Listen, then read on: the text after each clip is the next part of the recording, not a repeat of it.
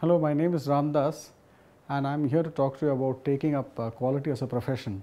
I will just tell you a few things about myself. I have a bachelor's in chemical engineering from Jadavpur. Don't ask me how long ago I took it. I also have an MTech in chemical engineering from IIT Madras and also managed to pick up an MBA. I have about 22 years of work experience, which includes about 10 years in project management, about 3 years in chemical process research and development, 5 years in HR, quality and IT, and about 4 years in consulting. And now, what are the things that a quality professional does? So far I have talked about what it means to be a quality professional and what quality is, but what is it that a quality professional actually does from 9 to 5? In the old economy, that is your brick and mortar companies, one of the most important things which a quality engineer would do would be the quality control of incoming raw materials. I remember I too used to do a lot of incoming goods quality and also outgoing finished goods.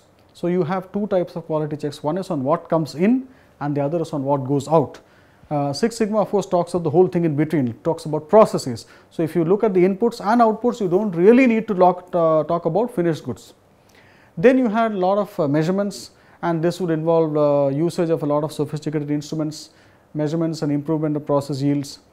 And another very important attribute, especially in product companies, would be analysis of the field data. Typically, if you are supplying equipment which are going into the field, it could be as simple as a printer or an electric iron or anything.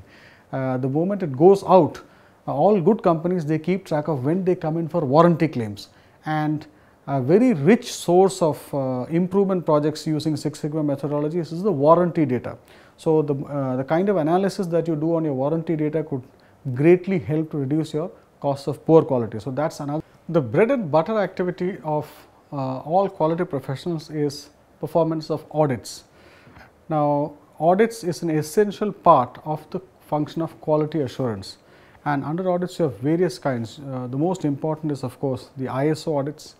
Then once a company has a continuous improvement program in place, you could also audit the continuous improvement activities. And my personal experience has been that continuous improvement is also part of the ISO system. So, when you have a really strong ISO quality system installed, you will find that all aspects of your organizational functioning are taken care of. And some of the projects that we do are have to do with reduction of cycle times, increasing of throughputs, and so on and so forth. Another important function which quality professionals are expected to do is to deliver training. Training not only in quality techniques, but also in the maintenance of dashboards, and if you are really good, you could be even asked to give lectures on quality at places other than your workplace, and that would be a measure of recognition of your proficiency in quality.